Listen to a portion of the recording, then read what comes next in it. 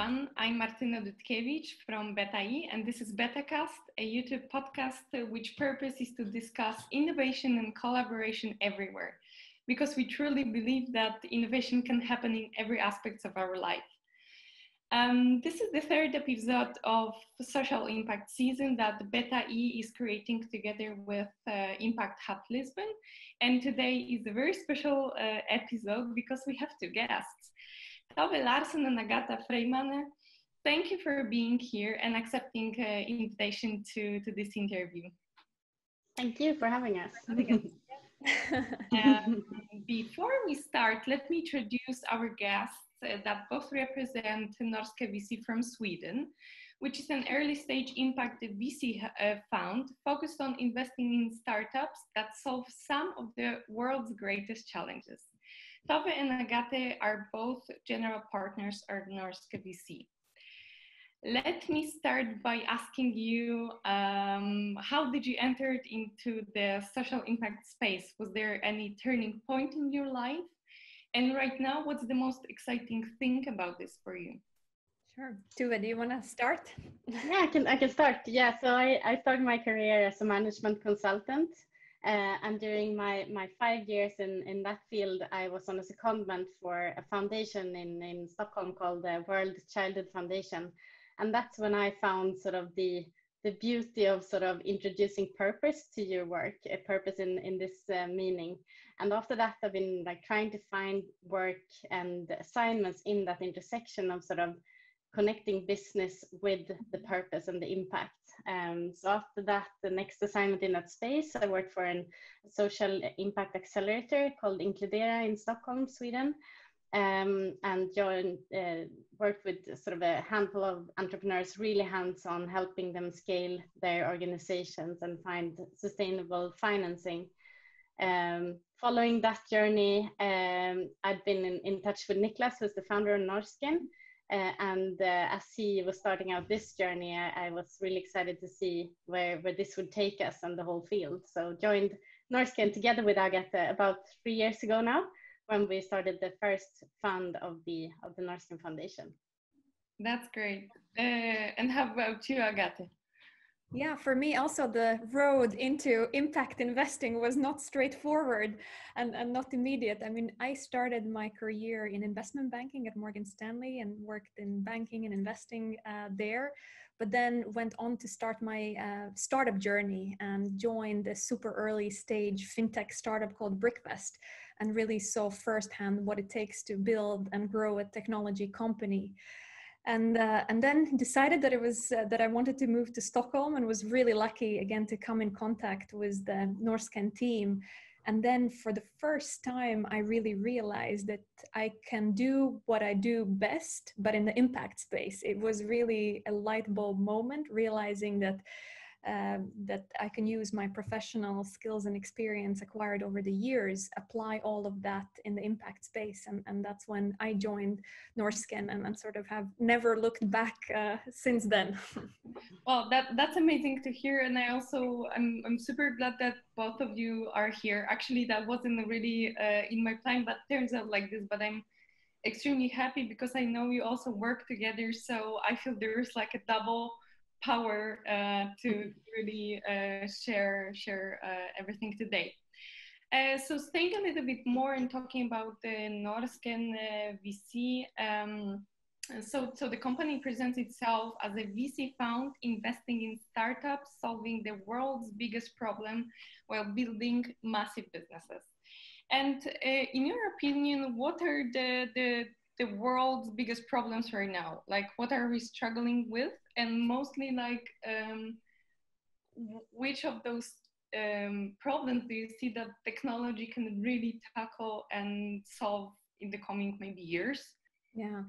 Well, I think there is definitely not a lack of problems to solve and sort of kind of a bit of backpedaling. I mean, if we see that over the last 3 decades, we have seen consistent economic growth all around the world and seen a lot of the challenges being addressed, or at least going in the right direction. If you look at measurements of poverty, illiteracy, child mortality, etc. But at the same time, today, if you open the newspapers, you definitely get the feeling that you live in a sense of emergency, climate change, social mistrust, or social instability. So today, it just means that if previously we could get further and further purely through economic growth, that's not enough anymore. And we have new set of problems that have emerged over the last decade. And if we have new problems, we also need new solutions. So the challenges that we're looking to solve is anything from climate challenge to social equality, to social inclusion. We align ourselves very closely with the United Nations Sustainable Development Goals. There are 17 of those, and typically we target companies that address any of those goals, but we're not kind of vertical specific. And really what we fundamentally believe is that you can generate positive impact in the world while generating profitable returns. And what we say that we're really on the lookout for impact unicorns. And the definition of an impact unicorn is not only a company that's valued at $1 billion, but it's also a company that positively affects 1 billion people. And we really see that we're part of the new generation of investors who are looking for these impact unicorns, where just making money is not enough. And can I maybe do like an add-on question? Do you believe that technology, like maybe separating this from innovation, but technology will bring solutions to those most pressing problems that the world is have to deal with right now? I mean, that's a huge question, but do you think that technology is something, or there should be actually change in some other area to solve the problems? Yeah, I mean, the way we look at the technology is at least in two ways. Sort of one is that technology usually brings sort of new solutions to the table, so really a source of innovation. And the other sort of effect of technology is usually that you are able to scale your solution in a better way. So therefore, I think the technology actually has a great impact to this. And it's also one or the reason why we focus on technology-based investments in the portfolio as well. And also, just to give you an example, I mean, if you take any iPhone today is more powerful than the computer that took the first man on the moon.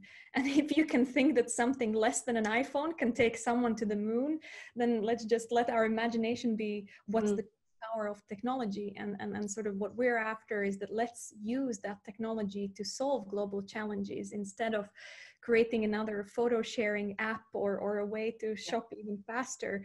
We could really think hard and think how we can use this immense power of technology to make a serious dent in the world.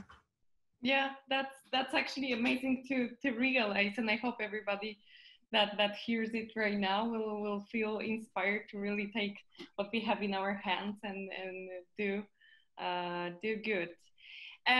So I think this is a big topic when thinking of social impact, entrepreneurship or investments. It's sometimes maybe hard even to find and understand this, but I believe that for you it's a think of a like daily basis work. Can you tell us more about the KPIs when it comes to social impact investment decision making? And in Norrsken we see what makes you believe that a particular solution is the right one to invest in?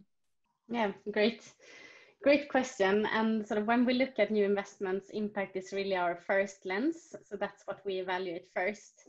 And the framework that we use is typically that first we want to understand sort of what is the challenge that this business is addressing, and sort of is that a severe challenge, like one of the big ones of our time, one that is worth sort of investing into. And then we want to, of course, understand sort of, is this the right solution to that challenge? Is this the one that can help solve that issue? And there you need to understand sort of the playing field in terms of what has been done historically to solve this challenge, what other options are sort of getting onto the market and so on. And we really try to find, as you say, the KPIs from an impact perspective. if you look at sort of a food waste company, we want to understand like how many tons of food can this specific company save through this specific sort of go-to-market strategy and this specific solution. And the same approach we use for all the companies that we look at. We try to find sort of data to underpin our investment decision. So that's sort of the key. And I mean, in addition to sort of the impact, I think we're very similar to other VCs. So impact is the first lens, but then we're also looking for the strong business model that will really help the company scale over time. So in that sense, the business model is really a key to reaching that impact that they're set out to do. And we've already touched upon the technology, which we think is really key to be able to scale the solution. And then, I mean, you cannot pressure enough sort of how important the team and the founders are to the success of the business. So that's probably in short what we're looking for. And from your experience, are you focusing on solutions from Sweden? Is it like majority of what you have right now in your portfolio? I know you have some expansion also to other countries. Yeah. But are you scouting for solution, or do you have more experience of startups just knocking on your door and you know, posting about their amazing solutions? How it was for actually last. It's not even a year, right? That you're in Norrsken VC. That I don't know whether that moved or so. How was it? I mean, we, in terms of the geographical focus, we are based in Stockholm, and most of the investments that we've historically done have been in the Nordics because that's naturally our backyard. But we definitely think about ourselves as a European fund, so we're not restricted to the Nordics. And on your point to the international expansion, you're absolutely right that today we sort of have the Norrsken house in Stockholm, which is the first one, but we have another one underway in Rwanda. And there also a new investment arm focusing on Africa is being started as well. So that's sort of the yeah. That for me that's really amazing to hear, because Beta also has great experience of doing projects in Angola, in Africa, maybe because of the language, but also we see that. Those markets are so eager for the innovation and help from the experience that we already have to really just grow and shine. So I'm very happy to, because we're like arm in arm helping there as well with our experience. That's really great. So I hope you can also tell me here a little bit about the future of the whole market. I was researching and I found out that according to Global Impact Investing Network, the size of the impact investing market worldwide in 2020 is estimated at $715 billion. What do you think of that number? Is it enough? Is it enough for social entrepreneurs to, or actually the other way around, that impact investors have all those money, but they are still looking for those good investment opportunities? How do you see those two groups developing? Is it the same pace? Maybe I can start, and then I get feel free to add in. But as a starting point, I mean, we've also of course been looking at this number, and this is a reflection. I mean, to achieve the social sustainable development goals that are set out, we would actually need to get I think more than 16 times the current assets under management into impact. So it's really a big gap that we need to close. So yeah, first of all, we need more capital going into this sector. And maybe I get I mean, we've really seen positive trends here in terms of institutional investors really interested and excited about the space. There's more and more evidence that you don't have to compromise on sort of financial returns to invest in impact, and therefore it should sooner or later be a no-brainer in terms of course you want to invest in something good and make financial returns. So from an investor perspective, I think there's really a strong and growing interest, but there's a long way to go. And maybe Agate, you can comment on the solution side. No, I mean, you're right. When you kind of take that number in isolation, it seems like, wow, there is so much money going into impact. But then when you take it in the context of the whole global asset allocation, it's still only 1% or even less than 1% of the total asset allocation. So as Tove said, there is still a lot of catching up to do, but the trends are really encouraging. And I guess kind of what comes first, the capital or the startups? I mean, it's a little bit of a chicken and egg question, and I don't think we will see a situation where one would go from 0 to 100 and then the other one starts the journey at 0 to 100. It's probably both of them will kind of interchangeably grow, and at any given point in time, you know, they might not be exactly at equilibrium, but hopefully it will be loop that will keep on repeating ourselves, and we're going to still be on the right trajectory. But there's definitely a lot to be said that capital at the moment is dictating the sector a little bit. If you look at, and this is outside the startup world, but if you look at the listed markets, what's happening in the stock exchanges is that any kind of sustainability focused or driven company is attracting a price premium, and only reason that they're attracting the price premium is that, you know, a lot of investors want to own those stocks, and that again is one evidence how capital is driving the need for more supply in the market. And can you think, like, because I saw also some other reports that actually in recent years the growth was just enormous. Comparing to what was happening, like, let's say 10 years ago. But could you define like the main obstacle that is right now, or what has to change? Or this is like simply just a process that we need to keep on going. We're on the right track, but it needs still some years. Like, what's your opinion here? I still think that we're just at the very beginning of the journey of what impact investing is. And sort of one of the challenges is that historically impact investing was always mostly associated with philanthropy, and philanthropy is incredibly important, much needed, and there will always be a need and room for philanthropy in the broader kind of asset allocation perspective. But it's only been in the last decade that impact investing has been seen as a way to also generate financial returns. And if you're investing your, you know, pension fund savings, you know, as much as you want to do good in the world, you also want to make sure that you can live comfortably when you're set to retire. And it's only recent that we have recognized that impact investing in itself can also be a source of attractive financial returns. So it's the first, we would say that, you know, that now you see the first generation of funds just creating the track record and you know, hoping that we and all the other of our peers succeed. We will see this space grow a lot faster on the back of proving that it is in fact possible.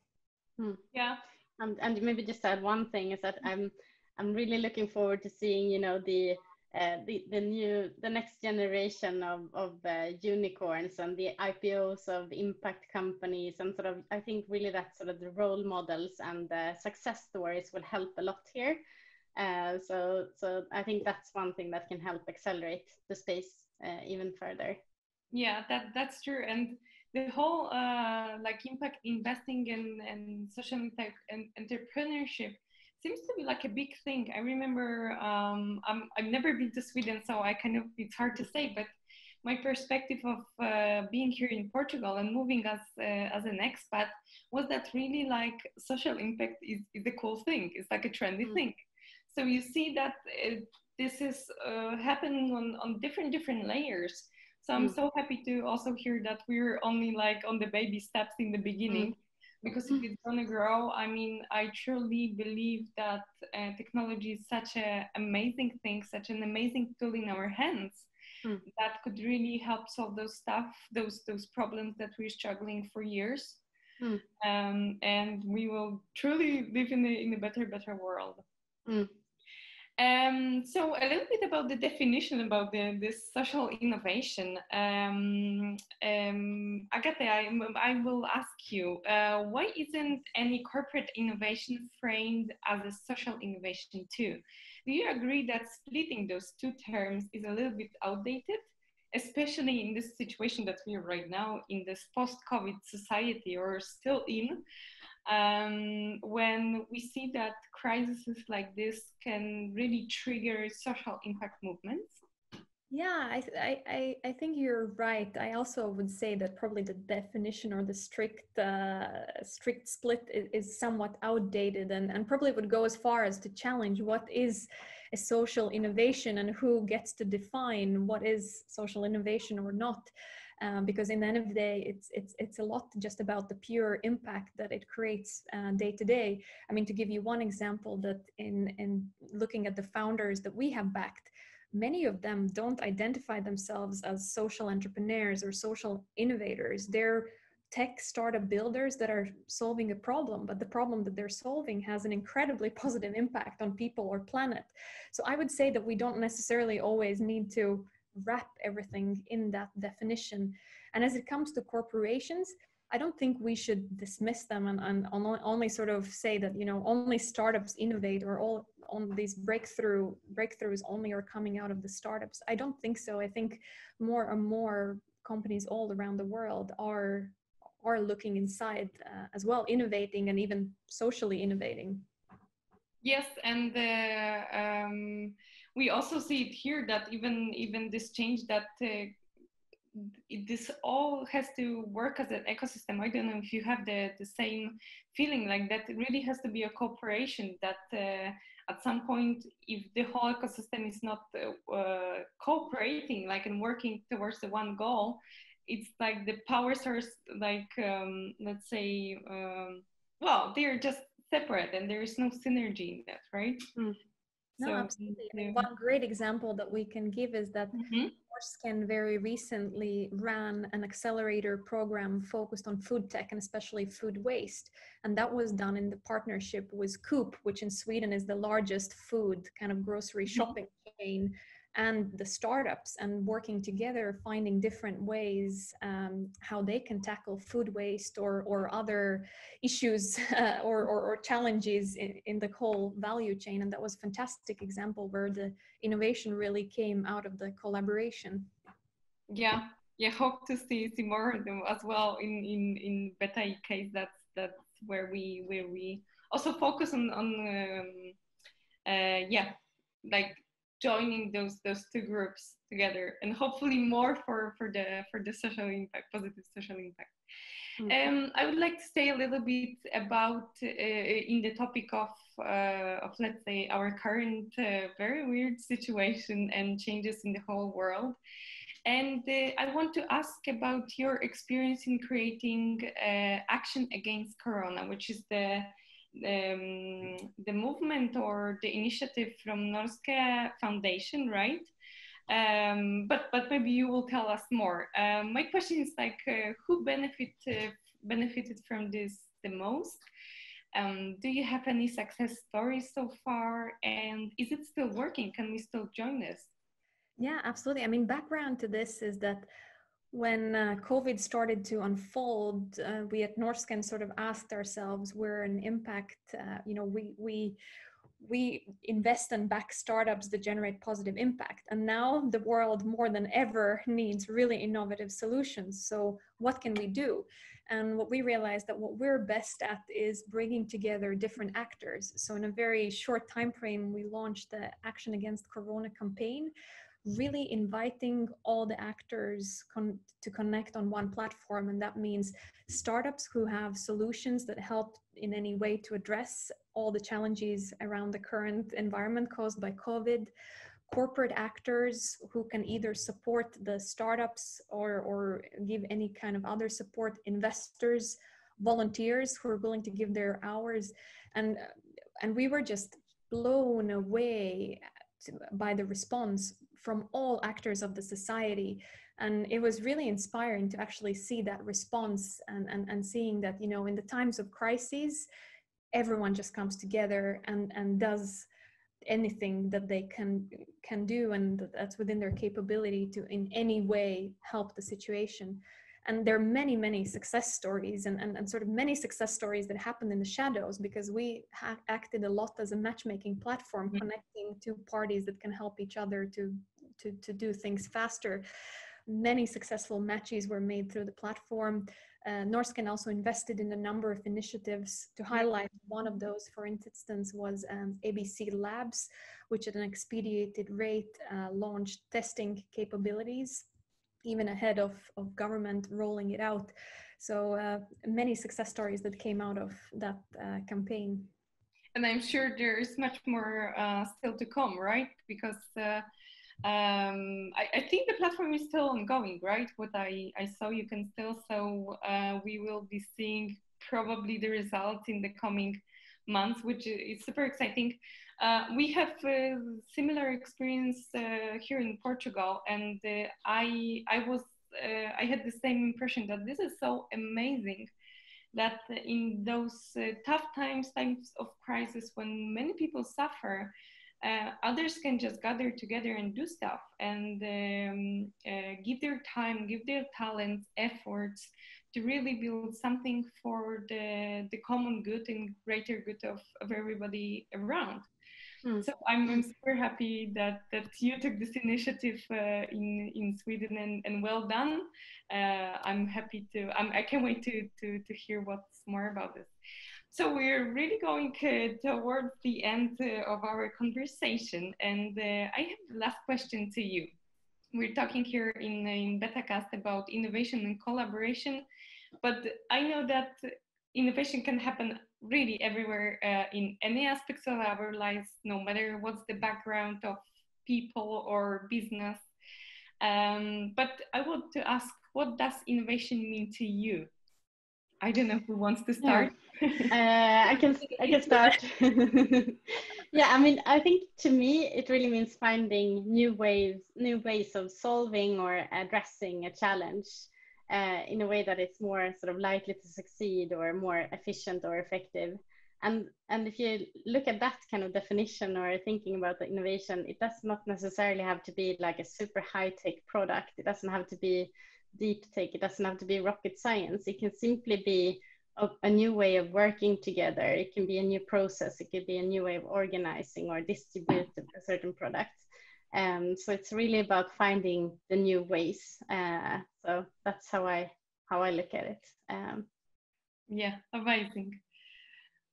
And Agate, how about you? I'm thinking, as the famous quote goes, that the only constant is change. And I definitely agree with you that with Tove that innovation is a lot about change. And to be honest, that basically means that we live in constant innovation. And I don't think we can actually function as a society without innovation as a core building block of everything that we do. Yeah. Well, and with that said, I totally agree with you, and that's a beautiful definition and understanding of innovation. And I believe having this in front will let us really innovate and change the world. And thank you very much for your work, because I'm really stunned to see what you're doing. Thank you very much for your time and everything that you shared here. It was a great pleasure to have you. And for whoever else that would like to find out more, in the description below this video, you have all the links.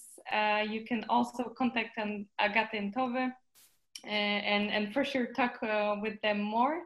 And for this, that's everything. Follow us, follow BetaE profile to find out more about the next episodes and next seasons. Thank you very much. Thank you, Agate. Thank you, Tove. Thank you.